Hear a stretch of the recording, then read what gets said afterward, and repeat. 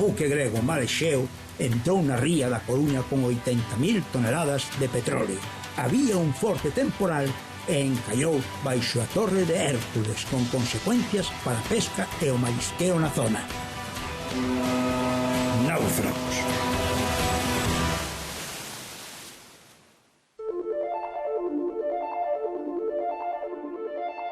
E Concho, reventa o barco saltando pola popa, nadando entre ese mar, con ese crudo, e os nervios e todo, pois imagínate. Eu non podo estar eternamente vivindo daquela de meus pais e tal, de algo que tiñamos a falado e tal, pero que tampouco che dá para moito tempo. E doi moito, O negro que se volveu todo, non solamente o ceo, tamén as fachadas, as calles, todo se tiñeu de negro. Incluso os nosos corazóns. Non se vía nada. O sea, a torre apenas se vía. Estaba todo de negro, todo. Foi de coller medo, Dun principio de coller medo. No teníamos nada, bueno, solamente las ayudas que nos dio de aquel gobierno, que fueron mínimas, claro. Tenemos esperanzas, ilusiones, pero con ilusiones el marinero no vive.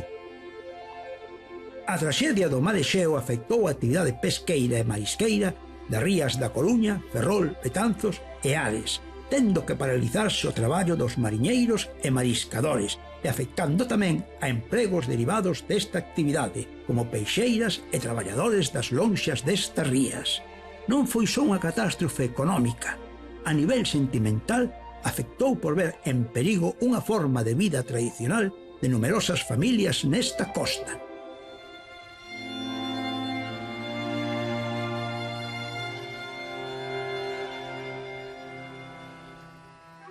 O Mar Exeo viña cargado con petróleo para a refinería da Coruña. Era o 3 de decembro de 1992. Levantouse un forte temporal con ondas de 6 metros, ventos de 25 nudos e intensos chubascos que complicaron as manobras do buque de 261 metros de eslora e 41 de manga, con 28 tripulantes que puideron ser rescatados con vida por Salvamento Marítimo e a Cruz Vermella do Mar. Eu fixen o servicio militar na Cruz Roxa do Mar. Empezamos a guardia en principio normal hasta que nos chamaron de que habían arrancado un petroleiro aquí na Torre de Hércules. Un pouco asombrados, claro. Pero salimos, chegamos hasta aquí e vimos efectivamente que xa estaban empezando o rescate, evacuar a xente, porque o petroleiro había roto. Claro, había que sacar a tripulación. Nos estuvemos aguantando a capa porque o temporal era bastante importante. Entonces nos quedamos sorprendidos porque, claro, con ese temporal, semejante barco que era enorme, vimos, había un poquinho de nebliña, vimos tanta luz, ¿no? Aquí tan cerca das rochas, ¿no? Pues claro, sí que quedas asombrado. O que pasa, claro, entre o temporal e unha cousa e outra. Pero bueno, sí que impresionaba. Máxime despois cando explotou. Entonces vimos que empezou a xente a saltar pola popa. Non olvidarei as palabras do meu patrón que dixo, cito textualmente: vamos a morrer todos, pero hai que botarlle huevos. Deu avante os motores, nos metemos ali dentro da mancha de fuel e empezamos a coller a xente, claro, neste caso a 4 persoas, que foron 2 rescatadores, o capitán e un mariñeiro. Sí, estábamos pola popa dele, estábamos un pouco por fora da mancha de crudo, precisamente o noso patrón, que foi moi cauto, quería estar por fora por si explotaba e inflamaba toda esa zona, non? Entón estábamos por fora desa zona, no momento que explotou, empezou a xente a saltar pola popa, pois sí que nos metemos pa collelos. Tiña 19 anos, verse nesa situación, no momento da explosión, pois sí que te ven o mundo enriba, porque claro, veste metido nunha cousa que non contabas con ela. E ves a xente saltando, pero claro, eu pensaba, lógicamente, que se me viran nesa situación, tamén me gustaría que me botaran unha man, non? E que me axudaran. Entonces, despois do que me dixo o patrón, tamén pouco asocios tiña, e, bueno, metémonos aí e ainda menos mal. Se falaba que tal, que houbera un accidente en Coruña e tal, e ao pouco xa empezou a entrar aquí petróleo todo para dentro, xa vimos que estuve para largo, vamos. Que me pasou pola cabeza que a ver de que cara íbamos a vivir, porque daquela na miña casa traballaba eu solo, con 3 fillos que tiña, pois sabes ti que panorama. Eu non podo estar eternamente vivindo daquela de meus pais, de tal, de algo que tiñamos aforrado e tal, pero que tampouco che dá para moito tempo. E doi moito, Porque a parte non é iso, que despois tes fillos, tes tal, tes na casa, que ven que hai problemas, ven que tal, e a todo o mundo lle influye. Estás un pouco intranquilo porque, joder, que vai ser de ti, non? Si isto non tal, que vai ser de ti? Entón, claro, tens que volver a empezar de novo, prepárate noutra cousa, empezar a traballar, eso, teniendo jefes que aquí no tenías, porque yo en parte eso, escogimos este trabajo porque, bueno, no tengo jefe que me diga nada y tal, yo voy a la hora que quiero trabajar y tal. Vives a la manera que tú ves, ¿no? Y si pasa a consecuencia de eso no puedes, pues es jodido, es complicado. Moito que pelear, porque aparte as cofradías funcionaban como funcionaban e hubo moita xente que se quedou sin cobrar, que vivía do mar que se quedou sin cobrar. E sin en cambio, houve moita xente que non vivía do mar e cando se trata de cobrar, aquí aparecen mariñeiros e mariñeiras por todos os lados. Sobriños, pais, fillos, netos, abuelos, aquí parece todo Dios. Porque os barcos había eso, os barcos se traballaban 2 tíos, 3 tíos, ao final habían rolados 5, había 6, había 7. O sea que ao final é o que che digo eu, que cobra todo Dios menos os que de verdade teñen que cobrar.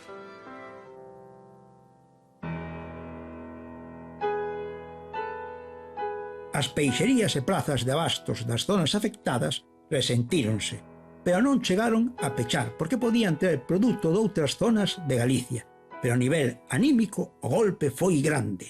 O sector do mar en xeral entrou nun espazo de preocupación porque non se sabía por canto tempo podían estenderse as consecuencias da catástrofe. Meri Malvárez xa traballaba na Praza de Lugo da Coruña e ese tempo teno na súa memoria como algo difícil e caótico.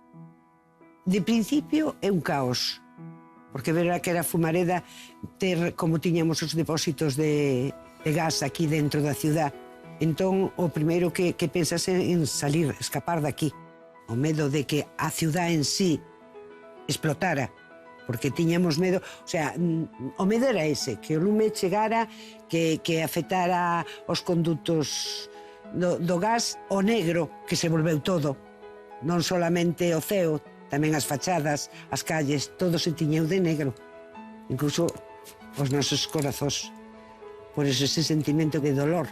Logo xa te van tranquilizando as noticias, si arde o barco, pero tampouco non hai peligro para a población. Entón, continúas un pouco a vida ou intentas continuala. A min é unha das cousas que máis me chama do ser humano.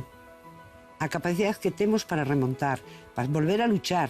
Porque a veces quedamos sin nada, sin nada económico, pero todo o que temos ao rededor, fillos, nais, irmás, nos axuda a remontar, a volver a empezar e continuar luchando. Digamos que seguimos vivindo día a día intentando, non sei, disfrutar a vida, por decirlo de alguna maneira. Porque se nos quedamos pensando que dentro de pouco vai vir outro barco e vai embarrancar e nos vai quitar outra vez un pouco a economía, non viviríamos. Porque vai a suceder, porque eu estuve tanteando un pouco ao largo deste siglo cantos barcos toparon ca nosa costa. Moitísimos. Un feixe deles. Mira, había outras condicións, había máis miseria, había o que fora, pero sempre saliron pa diante. Entón, hai que mirar. Mira, miña nai sempre decía, cando pensamos en nós mismos, na nosa economía, que miráramos para atrás, que detrás sempre había alguén que estaba pasando bastante peor que nós. Entón, a mí esa lección de vida axúdame moito. Porque é unha lección de vida. Na zona de onde nacín, ali aquelo era unha humareda, aquelo era todo negro, non sabías de que iba aquelo. Non vivía na Torre Sá, non xa vivía na Avenida Navarra. Bueno, está ao lado, prácticamente está ao lado. Eu me enterei nada máis salir da casa. Vimos aquelo, a humareda, aquelo era terrible. Eu dixen, isto... Non sei, pero isto é unha catástrofe, porque foi unha catástrofe tamén. A ver, non tan grande como este que veu posterior, pero casi, tamén foi tamén moi, porque tamén viña moi cargado tamén de fuel, de gasoil. Dixen, increíble que poda un barco aquí fondear, o sea, caer desta forma.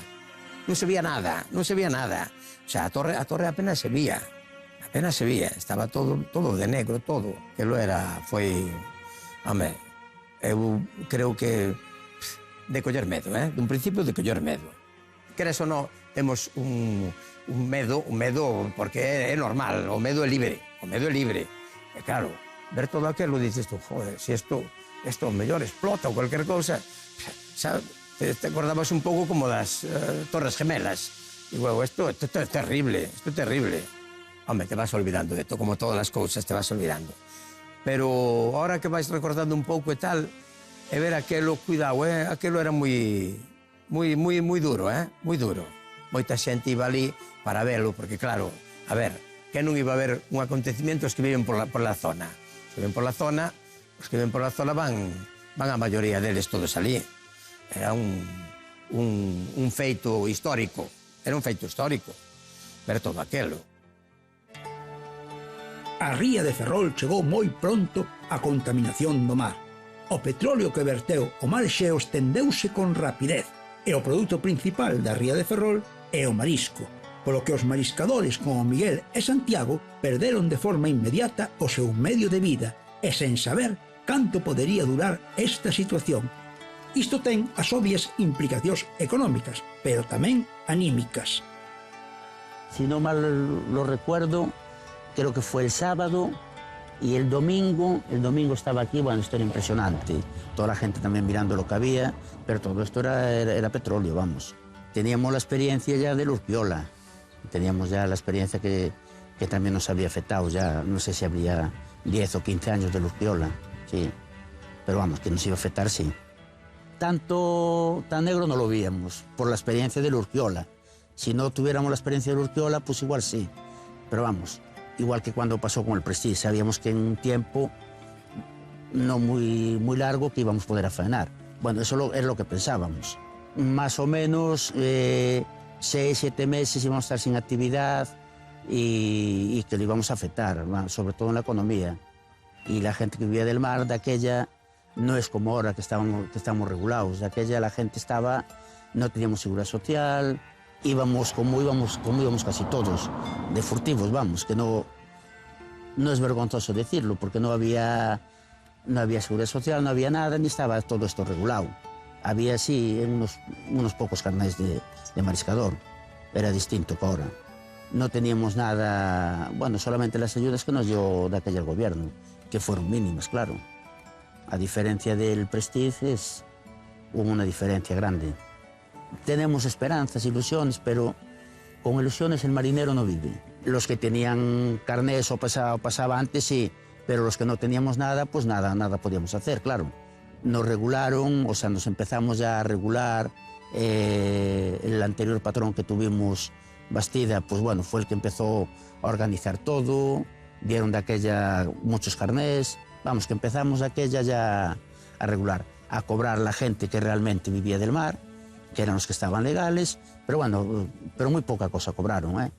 No sé ahora mismo la cuantía, pero poco cobraron. Pues ti te podes imaginar, non? A xente que vivía desto de verdad, porque hai moita xente que estaban en Gastano, que taxistas, guardias civiles, aquí había de todo, ¿eh? Pero a xente que de verdad vivía deso solo estaba preocupada porque, joder, é a maneira de vivir que tes. Entonces, se che quitan o chollo, ti pregúntate a ti, se che pasara, che quedaras sin chollo e tal, como estarías ti? Pois así os demais. A xente que ten outra cousa por aí e tal, que pode ir trampeando, pois bueno, pois non ten moito problema, pero o que en realidad viva desto, sí que ten problemas, eh? Ves peligrar a túa forma de vida, claro.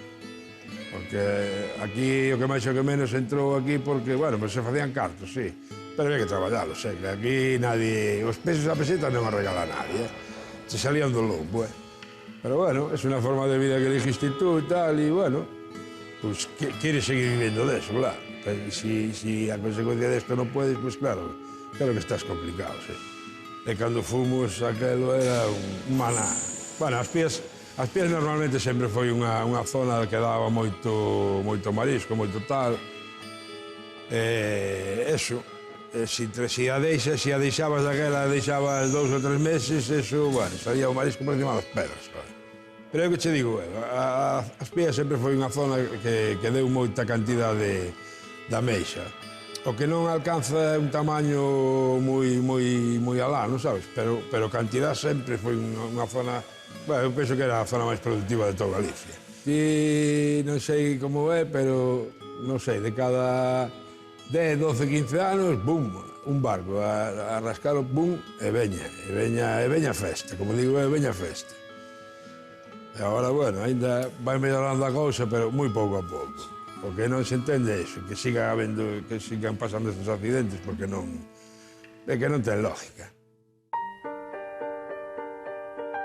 Para Óscar Fernández, este é un lugar clave na súa vida, porque é un dos lugares onde traballa habitualmente como percebeiro. Pero, ademais, aquí arriscou a súa vida para rescatar aos tripulantes do mar Exeo. E non foi fácil. As vidas dos mariñeiros e rescatadores estiveron en serio perigo. A furna dos touciños a carón da Pedra da Galera, onde encallou o mar Exeo, forma parte da historia persoal de Óscar Fernández. Fatal. Sobre todo o capitán Paco Llelo era un home de 2 metros, moi alto, ainda recordo. Estaba como paralizado, sabes? De feito, tuvo que deixar o meu patrón o puente porque non era capaz de metelo a bordo. Tuvo que vir a botarme unha man, de feito, lle dixen, mira, Moncho, ven, que eu non podo con este home, porque eu lle dicía, empuxe, axuda. Pero claro, o home estaba simplemente... Teño a mirada del que me clavaba os ollos, sabes? E así, quieto, claro, un hombre de 2 metros, sabías o que pesaba, e tuvo que vir el a axudarme a tirar del para dentro, completamente cheo de fuel, e os rescatadores tamén, incluso vomitaron a bordo, porque claro, viñan... E Concho, reventa o barco, saltando pola popa, nadando entre ese mar, con ese crudo, e os nervios e todo, pois imagínate. Nos, despois desa primeira explosión forte que houbo, e o coller a xente salimos a toda máquina para a base da Cruz Roxa, non? E sí que houve unha segunda explosión, onde sí que, na zona onde habíamos collido nós a esta xente, saltaron trozos de tapas do tanque, trozos do barco, non? Que eu iba mirando e dixen, Dios mío, se nos chega a coller nese sitio, pois non estaríamos falando ahora mismo, non? Entonces, pois bueno, super nervioso, porque unha situación deste tipo non me ocorre todos os días, non? Con 19 anos, pois menos. Eu fui a falar co patrón, a ver que tal estaba, e me dixo que baixara a xunta dos rescatadores, e máis do mariñeiro e máis do capitán, que prácticamente tampouco falaban, porque viñan cheos de fuel, habían vomitado, en fin, non estaban tampouco para... Recordo tamén que os helicópteros chamaban preguntando por 2 rescatadores que lles faltaban, non? Lógicamente. Meu patrón comunicou que os tiñamos nos a bordo, que en canto chegáramos á base, pois xa llos pasaba ali. O que che dicía, se eu estivera nesa situación, gustaríame que me axudaran. Penso que fixemos o correcto, salou ben, e, bueno, unha experiencia para ter aí, non? Que pasa? Que de repente do que nos vivimos non hai, porque as playas quedan completamente non estercadas, sino cerradas por outro tipo de contaminación. Miña nai, isto foi en diciembre, e daquela nós traballamos moita ameixa, e daquela se compraban miles de kilos. Eso se depositaba nas xuvias, na depuradora. Todo eso se foi. E con eso se foi toda a economía. Entón, nin podía servir os clientes, se che iba os cartos que nin siquiera eran teus, que chos tiña que prestar ao banco para facer semejante inversión. E despois aquí na plaza, pois, tampouco non podías traer mercancía porque non viña dos puertos pequenos. Entón, a palabra é caos. Promesas de un abogado que íbamos ter indemnizacións tanto para os que perderan mercancía como para os que non podían traballar, e todo eso que levaron máis cartos. Na ría non se podía coller a ameixa. Os percebeiros durante canto tempo estuveron sin poder coller un percebe. E iso afectaba moi, porque además vivían ao día. Repercutía non solamente repercutía nas da plaza, nos que nos limpaban os puestos, nos que traían o hielo, os que carretaban o peixe, o sea, parece que o peixe nace no encima do puesto da plaza, non nace encima do puesto, conleva moitas vidas, moitas familias que vivían desto. Aínda así, a plaza en sí non foi a que máis problemas tuvo, porque hai que pensar que mercancía viña de todos os lados. Quedaba a zona de Camariñas, Camelle, que a esa zona non lle afeitou. Entonces, o que é peixe e marisco non habría tanto, pero sí había. O sea, que a plaza tampouco non se veu tan afectada como co Prestige, por exemplo.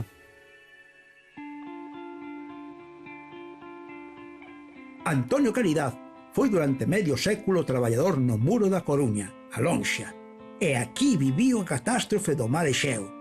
Aínda que puideron seguir traballando con peixe e marisco doutras zonas, o nivel de vendas baixou polo peche de actividade nas rías da Coruña, Ferrol, Ares e Betanzos. Ademais, Antonio Caridad naceu nunha casa ao pé da Torre de Hércules. O mar Exeo veu a encallar a moi poucos metros da súa casa. Nos afectou moito, no? Bueno, sobre todo os mariñeiros, claro, e os barcos, que non podían faenar, pero sobre todo a eles. Nós, por exemplo, nos íbamos arreglando. Porque o mellor veña un pouco de Vigo, e veña de outras zonas. A ver, iban en zonas onde non había tocado aínda a catástrofe. A catástrofe realmente onde foi aquí, no máis gordo foi aquí. Foi aquí na torre. O marisco, pois, viña de outras zonas, que era o que vendíamos, que non se vendía outra cousa. A torre, por exemplo, está toda vedada. Que incluso eu creo recordar que hubo axudas aos mariñeiros.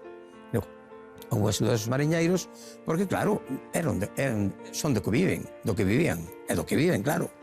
A ver, non traballábamos como antes, porque, claro, tamén por esta zona, por exemplo, pues van as vacas do día e tal, eso deixaron de ir a traballar, e que era eso non, eso nos afectou tamén a nós tamén.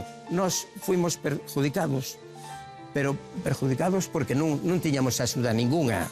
Por qué? Porque nós éramos unha empresa, nosa empresa, o aglomerado de todos os vendedores, por exemplo, pois somos que damos un servicio, non?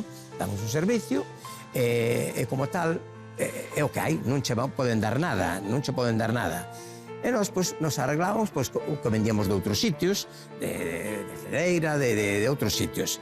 Pois íbamos vendendo pois, o pouco que viña ao puerto, porque nós ao porto baixábamos igual. E a ver, dentro do malo que xa foi bastante, nos fomos indo arreglando, porque claro, nós, por exemplo, como subastadores que éramos, pois é unha perda moi grande, porque claro, nós vivíamos do que fan os mariñeiros do mar.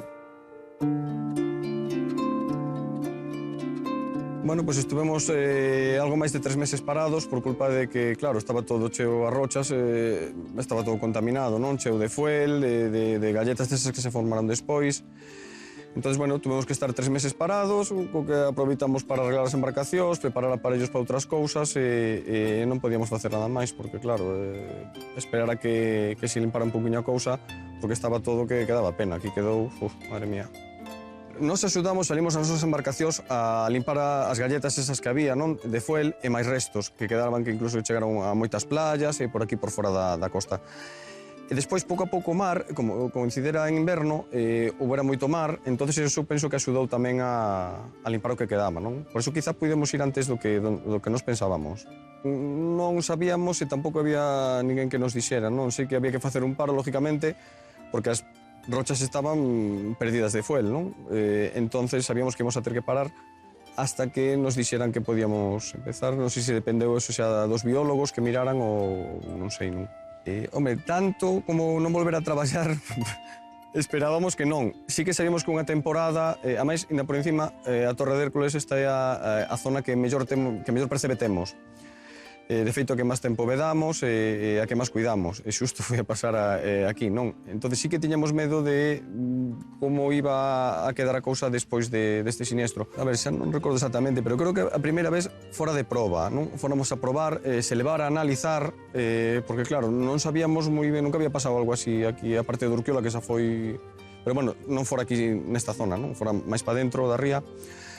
Entón, sí que leváramos a analizar, os biólogos deron ok, entón sí que xa podíamos... Non colléramos os topes reglamentarios, sabes? Leváramos un pouquiño para mirar, para comprobar que estaba todo correcto, e o mar, como foi, o que dixen antes, como foi en inverno, estuvo moi batido, entón penso que axudou a limpar. Entón, un pouquiño que limpamos nós, outro pouco que limpou o mar por si solo, pois aquí estamos.